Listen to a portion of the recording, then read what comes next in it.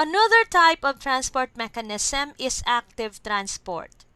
In active transport, a cell uses a transport protein to move a substance against its concentration gradient, from where it is less concentrated to where it is more concentrated.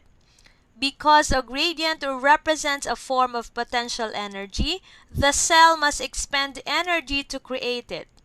This energy often comes from ATP. Therefore, active transport requires energy input. One active transport system in the membranes of most animal cells is a protein called sodium-potassium pump, which uses ATP as an energy source to expel 3 sodium ions for every 2 potassium ions it admits.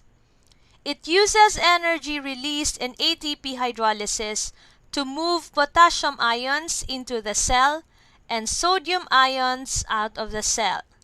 The process costs energy because both types of ions are moving from where it is less concentrated to where they are more concentrated. Another type of transport mechanism is the transport using vesicles. Most molecules dissolved in water are small. They can cross the cell membrane by simple diffusion, facilitated diffusion, or active transport. Large particles, however, must enter and leave cells with the help of transport vesicles. So what is a vesicle? It is a small sac that can pinch off of or fuse with a cell membrane. One form of transport vesicles or transport using vesicle is endocytosis. A cell membrane engulfs fluids and large molecules to bring them into the cell.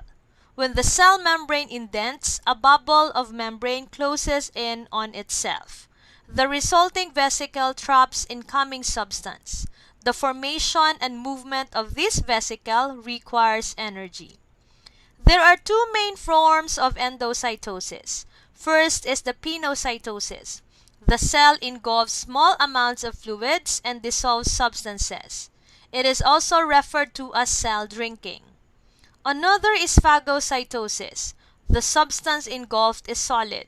It is known as cell eating. Exocytosis is another form of vesicular transport. It is the opposite of endocytosis. It uses vesicles to transport fluids and large particles out of the cells. Inside the cell, the Golgi apparatus produces vesicles filled with substances to be secreted.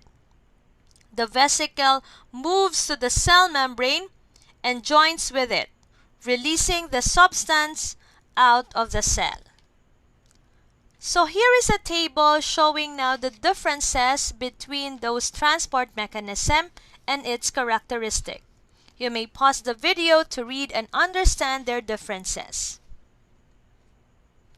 So, question: why do cells need to transport molecules?